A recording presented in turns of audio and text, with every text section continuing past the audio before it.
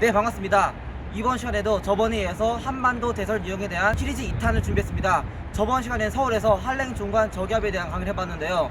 이번 시간에는 여기 부산에서 한랭과 반대되는 온난 종관 저기압에 대한 강의를 해보도록 하겠습니다. 한랭 종관 저기압은 한대제트의 북쪽에 있는데요. 그럼 이번 시간에는 한번 온난 종관 저기압은 어디서 생기고 어디로 지나가는지, 그리고 어느 지역에 많은 눈이 내리는지에 대해서 자세히 알아보겠습니다. 개봉 막두! 네, 그러면은 한반도 대설 유형 시리즈 2탄 온난 종관 저기압에 대한 강의를 시작하도록 하겠습니다. 먼저 온난 종관 저기압이라는 것은 저번에 배웠던 것처럼 온난하다는 것은 따뜻하다는 걸 말하고, 종관은 1000km급 이상, 즉 일교도에서 보이냐 마나를 따지는 것입니다.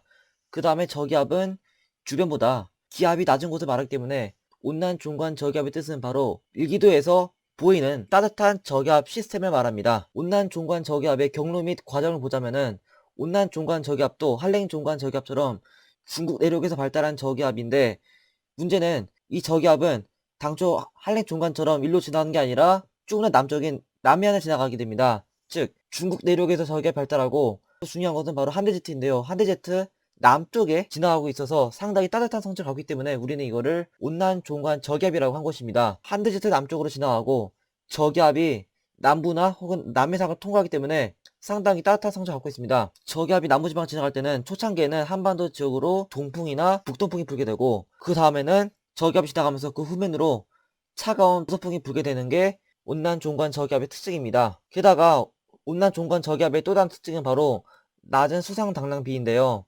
이거는 제가 따로 다음에 설명을 드리도록 하겠지만, 수상당량 비가 낮아가지고 10mm의 비가 온다고 쳤을 때 적설량 역시 10cm에 맞먹는 수준으로 수상당량이 상당히 낮은 게 특징입니다. 네, 제가 이거를 조금 더 쉽게 설명하자면은, 수상당량비라는 것은 분 모에는 눈을 녹인 물의 양이고, 분 자에는 해당 날에 내린 눈의 양을 말합니다. 그래서 다시 말해서 수상당량이라는 것은 눈이 쌓인 양과 그 눈을 녹인 물의 양을 비로 따진 것입니다.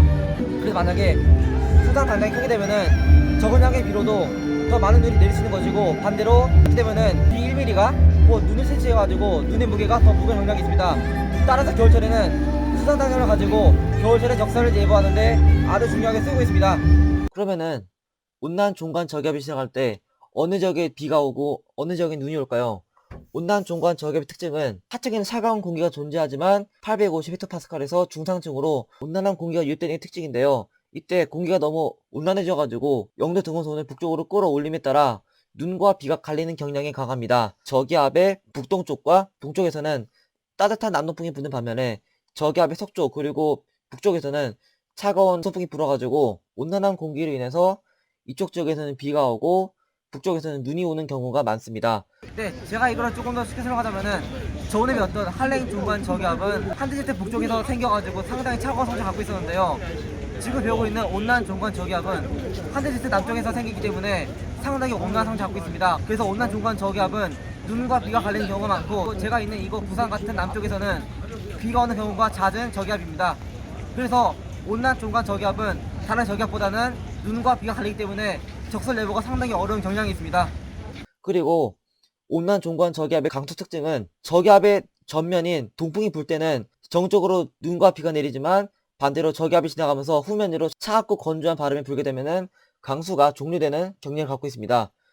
다시 말해서 온난한 공기가 유입되면서 남부지방을 중심으로는 비가 오지만 차가운 공기가 남아있는 서울과 경기도 그리고 강원도 지역에서는 눈이 내리는 게 온난 종관 저기압의 강설 특징입니다. 그럼 조금 더 구체적으로 온난 종관 저기압이 지나갈 때 연직적인 분포를 보겠습니다. 여기가 서울이고 여기가 부산인데요. 스큐트 로그피이기 때문에 영도선이 이렇게 기울어져 있습니다. 아까 말씀드린 것처럼 하층에는 차가운 공기가 남아있고 중상층으로 따뜻한 공기가 유입되기 때문에 이렇게 기온 역전이 발생합니다.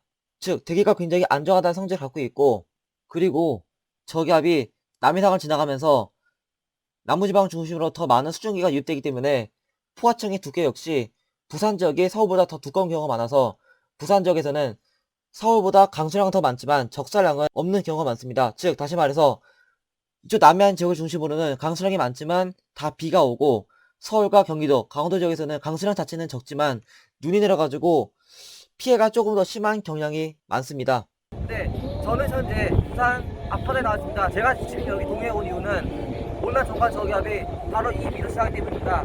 저기압이 여기 해상을 지나게 되면은 잔매를 먹게 되고 발달하면서 부산을 포함해서 우리나라 전국적으로 많은 양의 비가 내리게 되는데, 이때 여기 부산 같은 경우에는 눈이 워낙 높아가지고 비가 오는 것이고, 반대로 기온이 낮은 중부지방에서 눈이 오는 것이 바로 온난 종간 저기압입니다.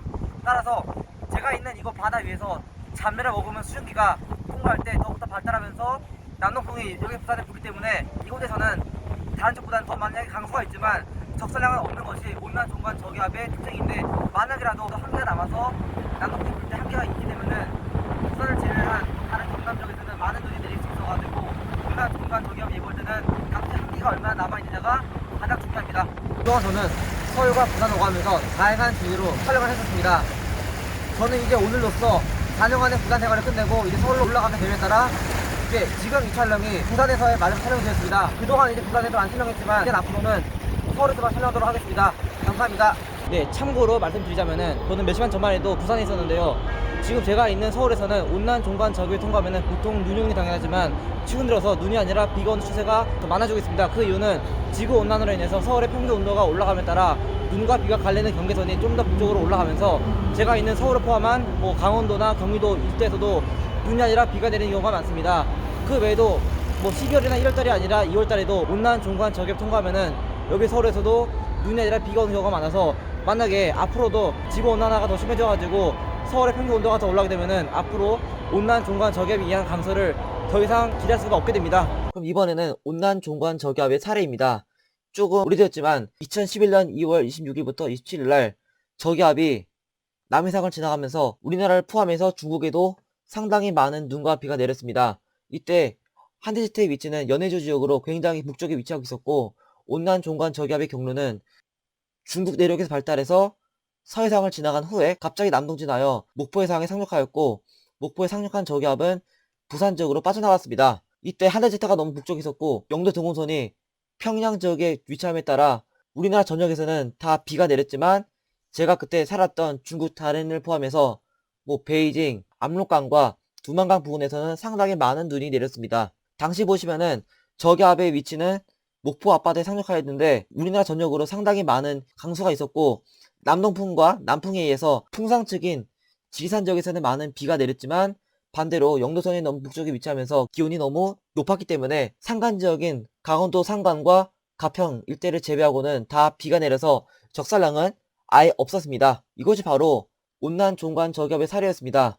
그럼 이상으로 온난 종간 저기압의 강의를 마치도록 하겠고, 다음번에는 한반도 대설 유형 시리즈 제3탄 바레만 저기압에 대해서 설명해 드리도록 하겠습니다. 커밍 순!